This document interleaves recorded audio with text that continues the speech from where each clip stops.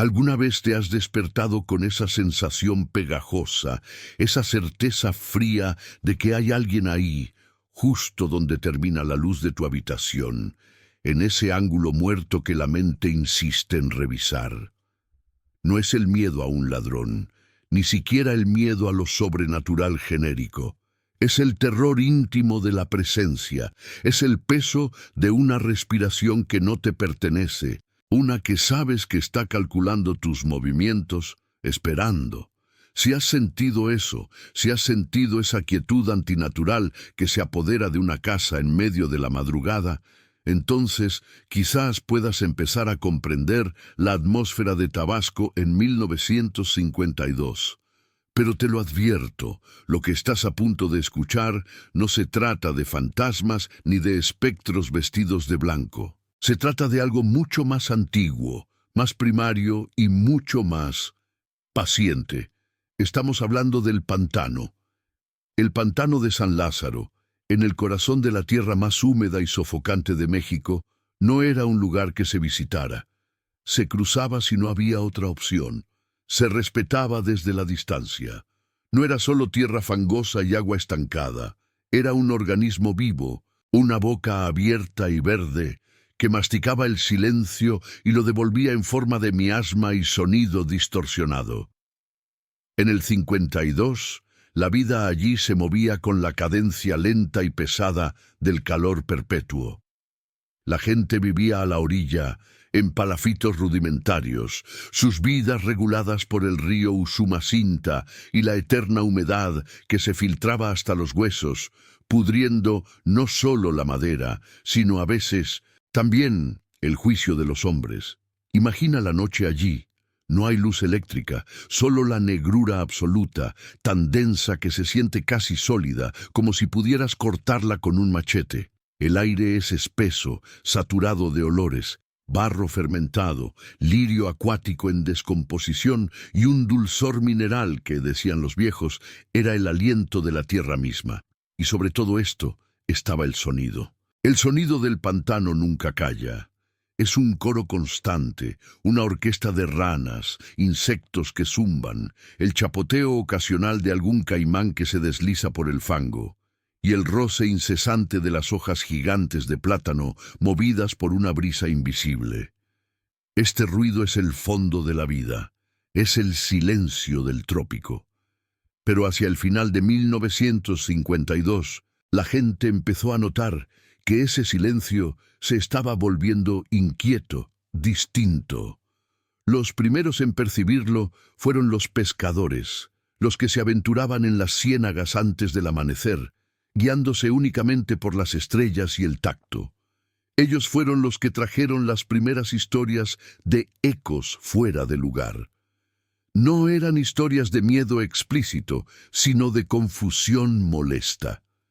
Don Elías, un viejo curtido cuyo rostro parecía hecho de corteza y cuyo oído era más fino que el de un coyote, fue uno de ellos. Una mañana, mientras bogaba por un estrecho canal rodeado de manglares, en la hora azul donde la niebla es más densa, escuchó un grito. No era el grito de un animal, era un lamento agudo y fugaz, y para Elías sonó exactamente como la voz de su nieto, Pedrito, que solía jugar cerca del embarcadero principal. Elías detuvo la canoa, sintiendo el escalofrío de la duda a pesar del calor pegajoso. Pedrito debería estar dormido, a kilómetros de distancia. Además, la voz no venía de una dirección reconocible. Parecía salir del agua o de la tierra misma. «Pedrito», murmuró Elías, y su voz se ahogó en la niebla.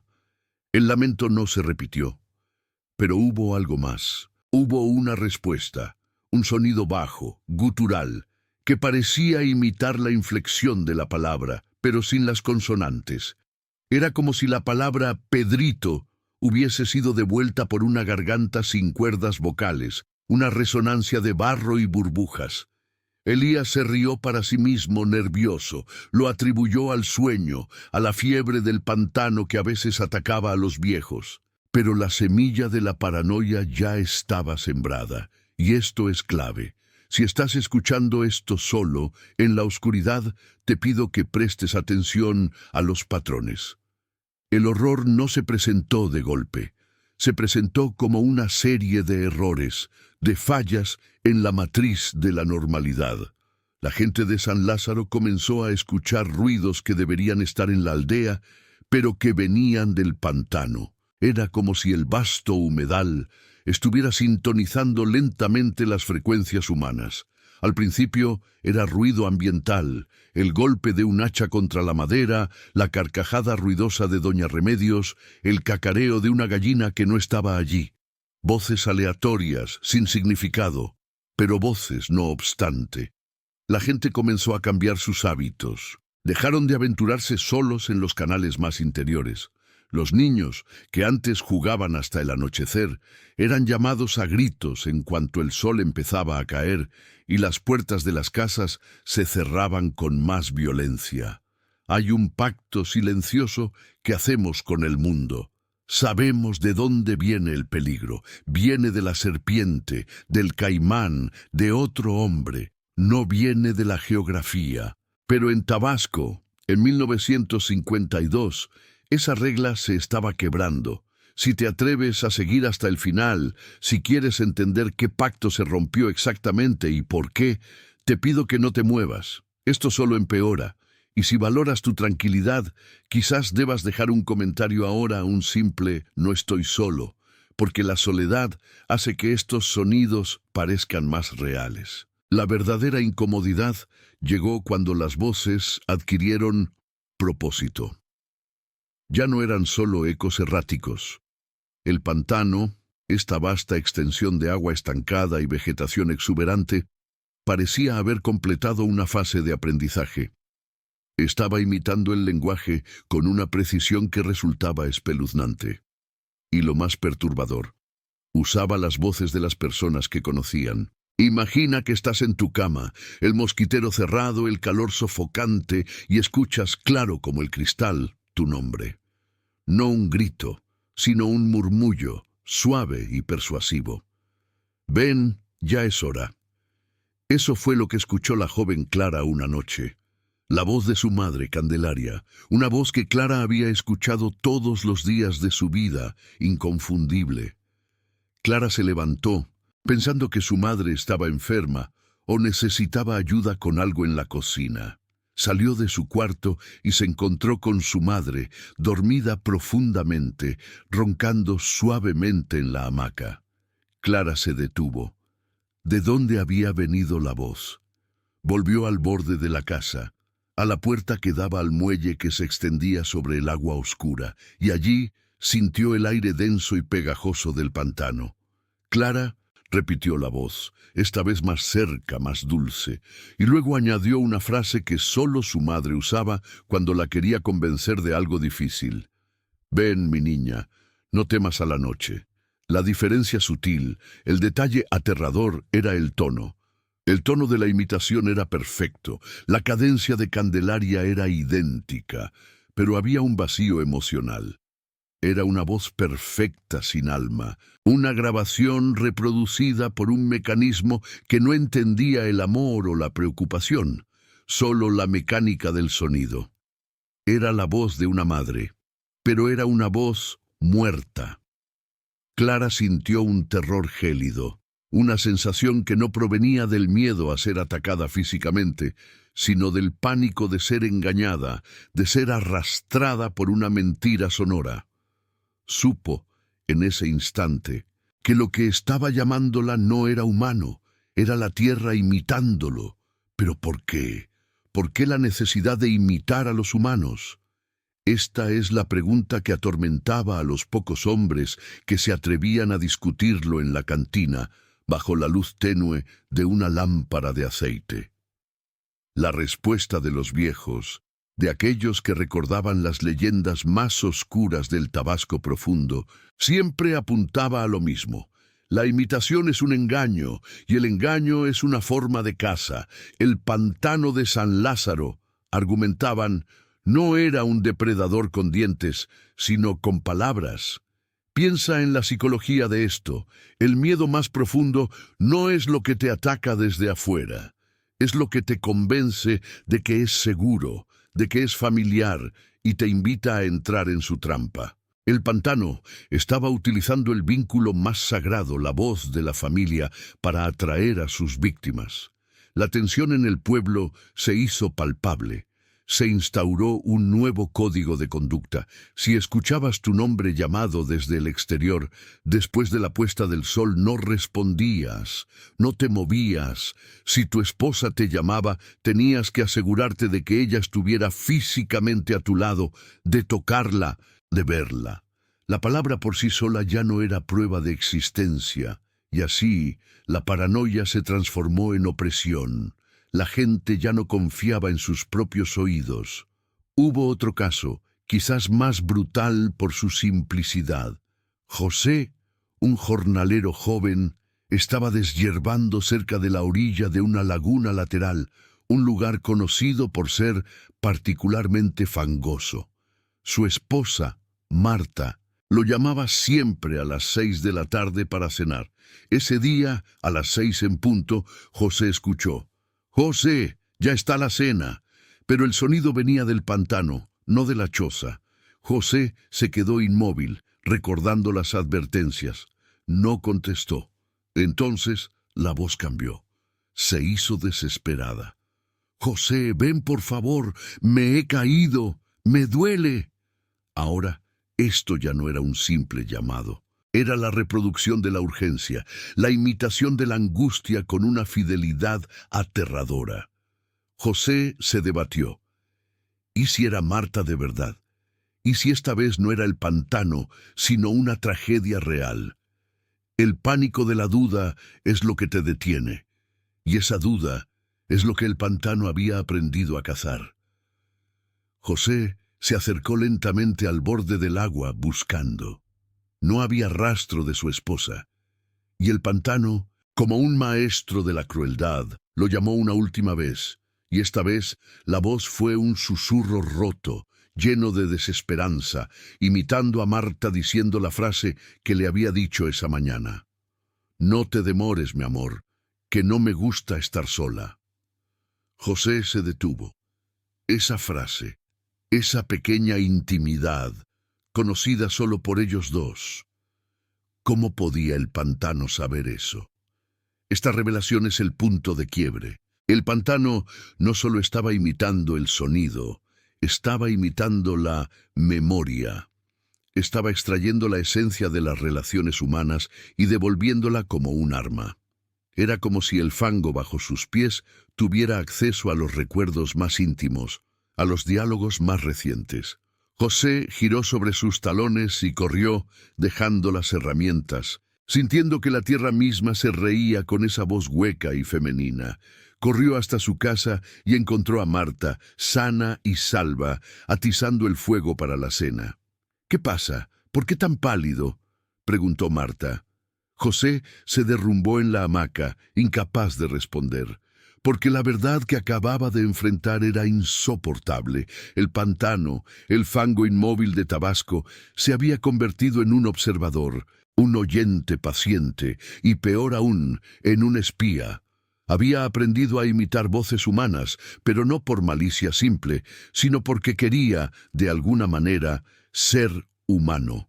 O al menos quería poseer el sonido de lo humano para arrastrarlo de vuelta a lo primario, a lo húmedo, a lo profundo y oscuro de la ciénaga. La gente ya no miraba el agua, miraban a sus vecinos. ¿Quién sería el próximo cuyo grito de ayuda sería robado y usado contra él? ¿Qué intimidad sonora sería la próxima en ser extraída y corrompida por esa inteligencia verde y silenciosa? Esta fue la fundación del horror en San Lázaro en 1952. La verdad no era que el pantano estaba haciendo ruidos. La verdad, la que te quita el sueño y te obliga a mirar por encima del hombro, es que el pantano estaba escuchando. Y si estás solo en tu casa ahora, escucha el silencio. ¿Estás seguro de que la respiración que acabas de oír es la tuya?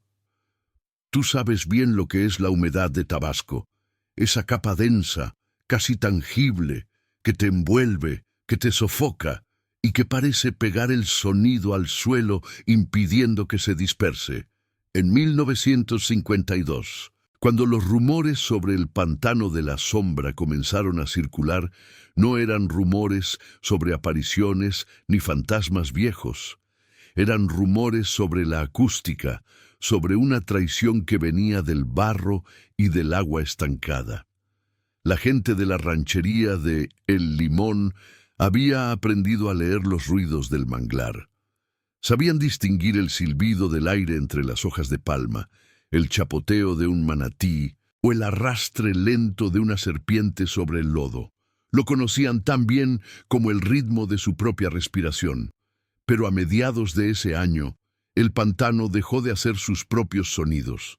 Dejó de ser solo naturaleza y se convirtió en un eco perverso. La primera fase de este terror, la que apenas tocamos, fue la imitación simple, burda, de herramientas. Era escuchar el golpe de un hacha en un sitio donde no había árboles cortados, o el chirrido de una carreta cargada que cruzaba el camino cuando la carreta real estaba inmóvil, estacionada junto a la casa. Los hombres se frotaban los ojos. Se preguntaban si el calor les estaba friendo el juicio, pero si te pones a pensar, la verdadera incomodidad comienza cuando la mentira es demasiado precisa, cuando desafía la lógica de una manera íntima. El pantano de la sombra no solo imitaba el sonido, imitaba la intención. Había un anciano en El Limón, don Rogelio, cuya esposa había fallecido hacía casi 10 años. Él vivía con su hija y sus nietos, en una casa de tablones sobre pilotes, alejada a unos 100 metros del borde más espeso del manglar. Rogelio era sordo de un oído, y del otro apenas escuchaba, usando una especie de corneta metálica para amplificar los sonidos, un artilugio que la familia consideraba casi un castigo divino. Una tarde, mientras tejía una hamaca en el porche, la corneta vibró con un sonido que no le era ajeno, sino dolorosamente familiar. Era el tarareo que su esposa, Elvira, usaba siempre para arrullar a sus hijos. Una melodía sin palabras, solo un vibrato bajo y suave que cortaba el silencio de la siesta. Rogelio levantó la mirada, creyendo que su hija, María, había aprendido finalmente a hacer ese sonido, ese legado perdido. Pero María estaba adentro, moliendo maíz. El sonido venía del pantano, y lo más insidioso no era la melodía, sino la forma en que se cortaba. Siempre se detenía en el mismo punto, justo antes de la nota alta, como si la respiración se hubiera ido. Era el tarareo interrumpido. Si estás escuchando esto en la tranquilidad de tu casa, con la luz apagada, piensa en esto por un momento. ¿Cuál es el sonido más privado, el que solo asocias a una persona muerta, aquel que te desarma?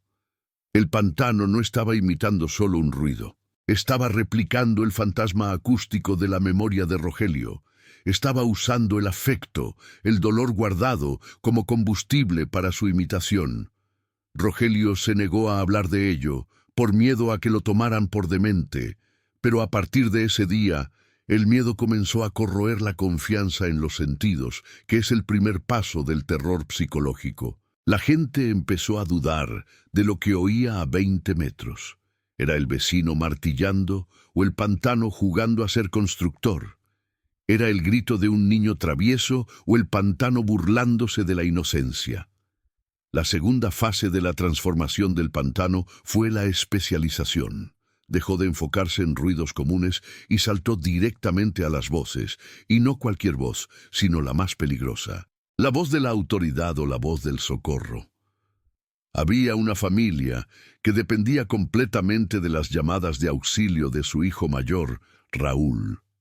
Raúl trabajaba en una hacienda lejana, a un día de viaje. Solo regresaba cada 15 días.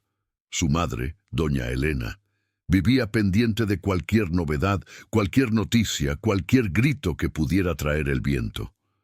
Una madrugada, Antes de que el sol rasgara la neblina pesada que se arrastraba por el pueblo, ella escuchó su nombre, claro, alto, roto por el pánico. «Mamá, ayúdame, mamá, estoy atascado». Era la voz de Raúl, inconfundible. Tenía esa inflexión, ese quiebre en la garganta que solo el miedo genuino provoca, un sonido que te atraviesa el pecho sin necesidad de entender las palabras. Doña Elena, sin pensarlo dos veces, tomó su linterna de queroseno y corrió hacia el sonido, directamente hacia la negrura pegajosa de la sombra. Los vecinos la detuvieron apenas a unos metros del borde, jalándola del rebozo, gritándole que esperara a la mañana. Ella forcejeaba, histérica, apuntando la luz temblorosa hacia el cielo, y la voz de Raúl seguía llamando, pero ahora con una cadencia extraña, como si estuviera recitando la súplica, no sintiéndola. Repetía la misma frase una y otra vez. «Ayúdame, mamá, estoy atascado». Pero la repetición era robótica, perfecta. Cuando el sol salió, revelando la inmensidad engañosa del pantano, el sonido se detuvo abruptamente, como si hubieran desconectado un cable. Horas después, a media mañana, Raúl llegó caminando, sucio y cansado, pero completamente ileso, preguntando por qué su madre parecía tan pálida y por qué lo miraban con esa mezcla de alivio y pavor. Él no había emitido un solo grito, no había estado cerca del pueblo. Aquí es donde la historia deja de ser sobre sonidos y se convierte en una cuestión de fe en el prójimo. El pantano no solo estaba imitando las voces, estaba minando las bases de la comunidad. Estaba plantando la duda de si lo que escuchamos es real o si es una trampa mortal diseñada para arrastrarnos a la desesperación. Imagina la situación. Estás solo, en la noche profunda. Escuchas la voz de tu hijo, tu pareja o un ser querido llamando por tu nombre. Es la voz exacta, no es un eco, no es el viento, es él o ella pidiendo auxilio, pero tú sabes que no debería estar ahí. ¿Confías en tu afecto o en tu lógica? La mayoría de las personas, cuando se enfrentan a un terror así, eligen el afecto, y el pantano lo sabía. Usaba esa conexión emocional como cebo. Si sientes que el aire se pone pesado ahora, mientras te cuento esto, es normal. Estamos tocando fibras sensibles, la vulnerabilidad humana ante la oscuridad. Pero necesito que te quedes hasta el final, que entiendas cómo esta paranoia se convirtió en algo físico, algo contagioso. Es importante que sepas cómo terminó esto, o más bien, cómo no terminó. Quizás sea la única forma de protegernos de que esta clase de cosa se repita en algún lugar más cerca de ti de lo que crees. Y si este canal te sirve para entender estos horrores ocultos, sabes bien lo que tienes que hacer para sellar este pacto silencioso de la medianoche. La tensión en el Limón se elevó a niveles insoportables. Los hombres empezaron a trabajar en parejas, y las mujeres se negaban a dejar solas a sus hijos. No era por miedo a que entraran al pantano, sino por miedo a que el pantano los llamara desde el interior de la casa. El pantano se estaba volviendo ubicuo a través de su capacidad de imitación. Ya no importaba la distancia. Si la voz era lo suficientemente íntima, penetraba cualquier pared, cualquier defensa. Lo más terrible no eran las voces de los vivos, sino las voces de los muertos que regresaban. Había una mujer, la única de la ranchería, que se dedicaba a vender hierbas medicinales, a la que llamaban la curandera. Ella juraba haber escuchado la voz de su madre, quien había fallecido ahogada en el río Grijalba 20 años atrás. La voz la regañaba, la criticaba, usando frases y modismos que nadie más en el pueblo recordaba, porque eran propios de otra generación, de otro dialecto. Eres una inútil, no sirves ni para espantar a los moscos. Le susurraba la voz desde el espesor, siempre al atardecer, justo cuando la luz es más engañosa. La curandera, que era la persona más estable y escéptica de la comunidad, cayó en una depresión profunda. Empezó a creer que su madre, desde la tumba lodosa, la juzgaba. Y aquí es donde nos damos cuenta de que esta cosa en Tabasco no era un simple fenómeno natural replicando sonidos por casualidad. Era una entidad o un proceso geológico anómalo que aprendía y se adaptaba. Aprendía las debilidades emocionales, el repertorio lingüístico, la tonalidad específica del dolor. Los hombres del pueblo intentaron una solución brutal: la quema. Decidieron adentrarse en el pantano con antorchas, machetes y bidones de gasolina con la intención de incendiar la maleza, de secar el origen del mal. Cuando llegaron al corazón de la sombra, donde el barro era más negro y el agua olía a putrefacción y metal, la imitación se hizo caótica, desesperada. No solo escucharon sus propios nombres, sino las voces de todos los que habían perdido en la vida. Eran docenas de voces mezcladas en un coro grotesco que se gritaban, se suplicaban, se maldecían unas a otras. Pero lo que realmente los hizo huir fue el sonido de sus propias voces, gritando exactamente lo que estaban pensando en ese momento. Uno de ellos, un hombre llamado Julián, pensaba: «Tengo que salir de aquí o mi esposa me matará por el gasto del machete». Y en ese instante, una voz idéntica a la suya, pero amplificada hasta el dolor, gritó: «Mi esposa me matará por el gasto del machete». El pantano no solo los escuchaba, los leía. Ellos regresaron corriendo, con el miedo helándoles el sudor. Dijeron que el aire se había vuelto eléctrico y que el barro debajo de sus pies vibraba con cada sílaba. Se dieron cuenta de que no podían pelear contra algo que usaba sus propias mentes como arma. ¿Cómo quemas un pantano cuando el pantano es una manifestación de tus propios miedos grabados en el agua? La reacción del pueblo fue el ostracismo. Si el pantano usaba voces conocidas, la única defensa era dejar de hablar. La ranchería de El Limón se sumió en un silencio opresivo. Los niños dejaron de jugar, las mujeres dejaron de murmurar chismes en la pila de lavar, y los hombres solo se comunicaban con gestos, miradas o, en caso de extrema necesidad, susurros casi inaudibles, para no darle al pantano más material para trabajar. Se convencieron de que, al negar la voz, negarían el poder de la imitación. Pero el pantano, como un cazador paciente, se adaptó. Si no les daban palabras, usaría los sonidos más básicos del humano: el llanto, la risa, el quejido de agonía. Una noche, en el silencio sepulcral que habían impuesto, toda la ranchería escuchó una risa. Era una risa infantil, pero sostenida por demasiado tiempo, que no reflejaba alegría, sino un tipo de éxtasis cruel. No venía de la ciénaga, sino de la plaza central, donde no había absolutamente nada. La risa se acercaba y se alejaba, girando alrededor de las casas. Y lo peor, era la risa de un niño que todos conocían, el hijo de la maestra del pueblo, que había muerto de calentura un mes antes. La risa era tan contagiosa que algunos, exhaustos por el silencio autoimpuesto, comenzaron a reírse también, presos de una histeria nerviosa. La risa de los vivos y la risa muerta del pantano se mezclaron en la noche, creando una cacofonía que finalmente rompió la voluntad de la gente.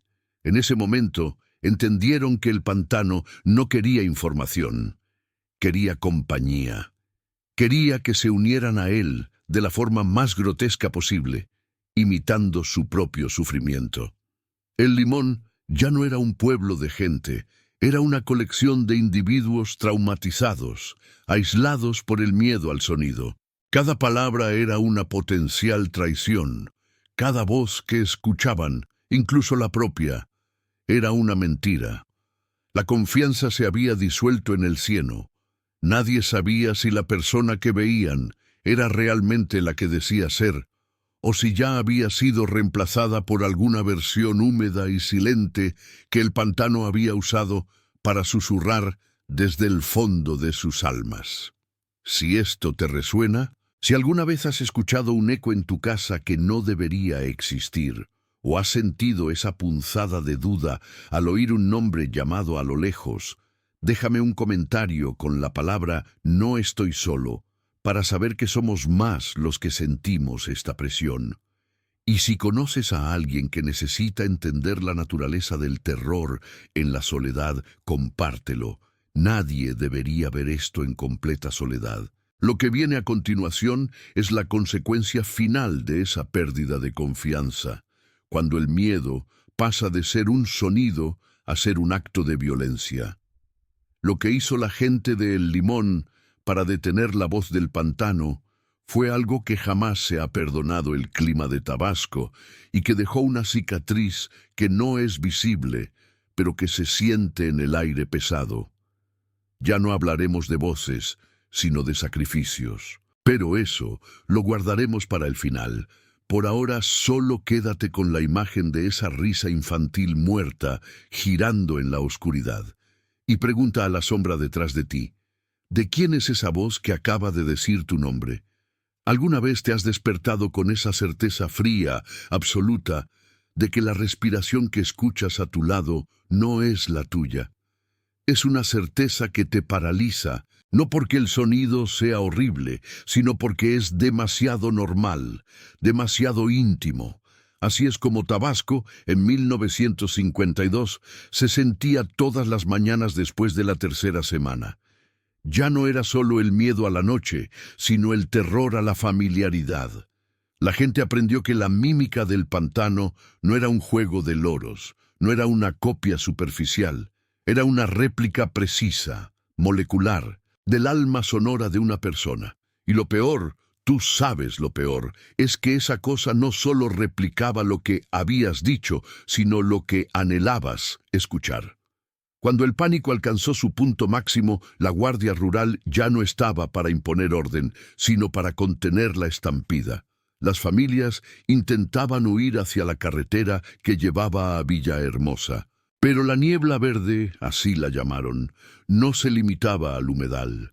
Trepaba por los postes de luz, se adhería a las puertas y, lo más peligroso de todo, se metía en la cabeza de la gente. El clímax de esta historia no está marcado por una explosión o un monstruo que emerge de las aguas turbias. El clímax es un susurro, y sucedió en la casa de don Elías, el carpintero, el hombre que ya había perdido a su nieta 2 meses antes. Don Elías era el pilar de la fe en la aldea, un hombre de manos duras y convicciones inquebrantables. Él fue el último en aceptar que el sonido podía ser una trampa. Una noche, mientras empacaba los últimos bultos, preparándose para huir antes del amanecer, la escuchó. La voz de Clarita, su nieta. Pero no era el grito desesperado que la mayoría de las veces salía del pantano. Era una voz pequeña, melosa, justo detrás de la pared de carrizo, como si estuviera al otro lado de la cama matrimonial, esperando. Y decía la frase exacta, esa que solo un abuelo y una nieta comparten en el silencio profundo de la madrugada. Abuelo, trajiste mi dulcito de coco. Esa frase, la costumbre, el ritual secreto que tenían cada vez que él volvía del mercado. Don Elías se congeló. Su esposa, doña Remedios, se agarró el pecho, sus ojos 2 pozos de agua salada. Ella sabía que era imposible. Habían enterrado la ropa de Clarita, habían llorado las lágrimas más amargas, pero ese timbre, esa cadencia, el diminutivo exacto, la súplica infantil, era ella, perfecta. Elías soltó la caja de herramientas y dio 2 pasos hacia la pared, las manos extendidas. Remedios lo jaló por la camisa, desesperada. «Elías, no, es la mentira», gritaba, su voz apenas un jadeo tembloroso. «Pero, Remedios, es ella. ¿Cómo puede esa cosa saber del dulcito de coco? Nadie más lo sabe, nadie. Y ese es el punto de quiebres, ¿entiendes? El terror no reside en el hecho de que el pantano pueda imitar la voz. El horror habita en la comprensión de que la entidad no solo imita el sonido, sino que ha accedido a la memoria compartida. Ha excavado en la intimidad, ha robado la contraseña emocional más secreta y la ha usado como cebo. Es el robo del recuerdo, la profanación de la pena. Es como si la tierra misma se hubiese convertido en un ladrón de almas, buscando la fisura en el amor más puro para destruirlo desde dentro. Si has llegado hasta este punto de la narración, si sientes que la silla donde estás sentado de repente está demasiado lejos de la pared, o si has notado el patrón de tu propia respiración volviéndose irregular, es porque has aceptado el pacto. Sabes que esto no es una historia más para pasar el rato. Hay un compromiso tácito. Debes quedarte hasta el final, o la duda sobre lo que podría estar esperando fuera de tu campo de visión te perseguirá al apagar las luces. Si el silencio de tu cuarto te abruma ahora, quizás sea mejor que te asegures de que no estás solo mientras desentrañamos el destino final de esa aldea. Sígueme y sabrás cómo termina el robo. Elías se zafó del agarre de su esposa y se dirigió hacia la puerta. Pero justo cuando iba a abrir el pestillo, la voz de Clarita, ahora más cerca, casi dentro de la habitación, cambió. Dejó de ser la niña suplicante. Se convirtió en la voz de Remedios, la esposa de Elías. «Elías», dijo la réplica, con la misma entonación de reproche que Remedios usaba cuando él bebía demasiado mezcal. «Sabes que la culpa fue tuya. Si no la hubieras mandado sola a buscar el agua, Clarita estaría aquí». Remedios, la real, la que estaba detrás de Elías, lanzó un grito ahogado. Esa era una conversación que habían tenido solo una vez, en la oscuridad, en voz muy baja. Una culpa que Elías había guardado como un carbón ardiente en su estómago durante meses. La entidad no solo imitó la voz de la niña, sino que usó el tono de la esposa para infligir el dolor secreto del marido. Elías se desplomó, no por el miedo al monstruo, sino por el miedo a la propia verdad que había sido gritada por una cosa sin boca. Esa noche fue la noche cero. A partir de entonces, la gente ya no huía del pantano, huía de sí misma. ¿Cómo confiabas en el grito de ayuda de tu vecino si esa cosa sabía el recuerdo más doloroso que tenía ese vecino? ¿Cómo podías mirar a tu madre y saber que la voz que te pedía un vaso de agua no era la huella vocal de un ser vivo, sino un eco robado por la ciénaga? La entidad, a la que nunca le pusieron un nombre propio más allá de la cosa o el pantano, había logrado algo que ni el hambre, ni las enfermedades tropicales, ni los bandidos habían conseguido: disolver la cohesión social. Había pulverizado el lazo fundamental de la confianza humana, la voz. El clímax fue el silencio colectivo. La aldea no se vació en una huida ruidosa. Se vació en una migración silenciosa, dispersa, donde nadie se atrevía a hablar fuerte, ni a llamar por su nombre a nadie. Se comunicaban con gestos, con señales codificadas que apenas entendían, mirando constantemente por encima del hombro. El que se quedaba, el que dudaba, era engullido por el terror. No los ahogó, los enloqueció. Imagina la vida después. Imagina que logras escapar de Tabasco, 1952. Llegas a una nueva ciudad, digamos Mérida o Ciudad del Carmen. Te sientas en un mercado, rodeado de gente, pero cada vez que escuchas un grito, una risa, un llamado al azar, el músculo de tu cuello se tensa. ¿Es real o es una réplica perfecta, con una intención maligna, esperando para golpear tu punto más débil? La gente que salió de allí se convirtió en la población más silenciosa y desconfiada de todo el sureste. Llevaban el pantano con ellos. Lo llevaban en el oído. La mente humana necesita la familiaridad del sonido para operar. Necesitamos saber que la voz que dice te amo es la que nos ama, y que la voz que grita fuego es la que nos alerta del peligro. Cuando ese código se rompe, cuando el sonido se convierte en una variable infinitamente manipulable, no queda nada más que paranoia pura. Los informes de la época, aquellos que lograron sobrevivir al escepticismo de la capital, hablaban de que los pocos que se quedaron en la zona de Yonuta, cerca de las zonas más profundas del humedal, desarrollaron una afasia selectiva. Dejaron de usar la voz. Preferían comunicarse mediante sonidos guturales, chasquidos o silbidos de una octava tan alta que las entidades del pantano, quizá, no pudieran imitar. Pero ese es el destino. Convertirse en algo menos que humano para sobrevivir a lo que imita ser humano. Piensa en don Elías. Él fue encontrado días después, acurrucado bajo su cama. No respondía a su nombre. Si su esposa le hablaba, se tapaba los oídos y gimoteaba. La única forma en que su esposa pudo lograr que comiera fue dejando la comida frente a él y retirándose en silencio, porque él ya no podía distinguir la voz de la mujer que lo amaba de la voz que había usado su culpa más profunda para destruirlo.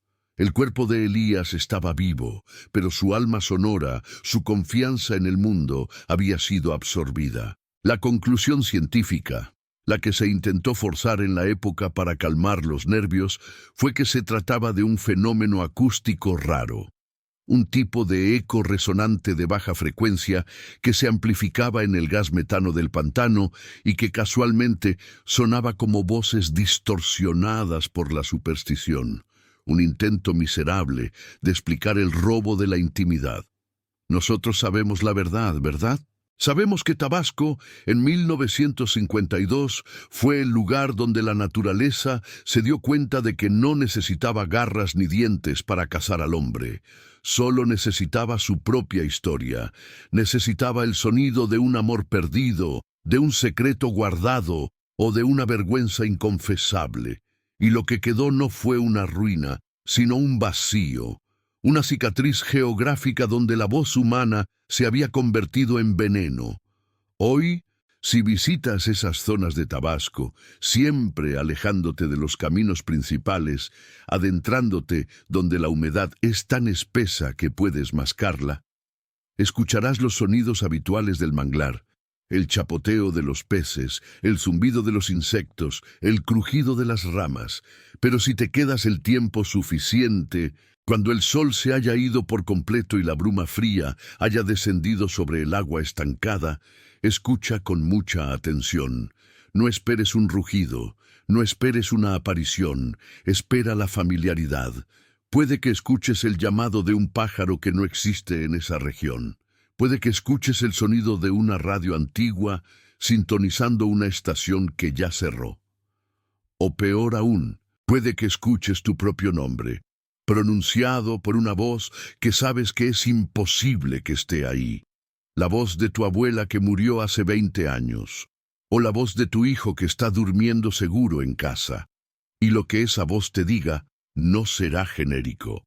Será esa frase, esa única frase que define tu mayor debilidad o tu amor más grande. Porque la entidad no desapareció, solo se volvió más paciente, más sofisticada en su colección de almas sonoras.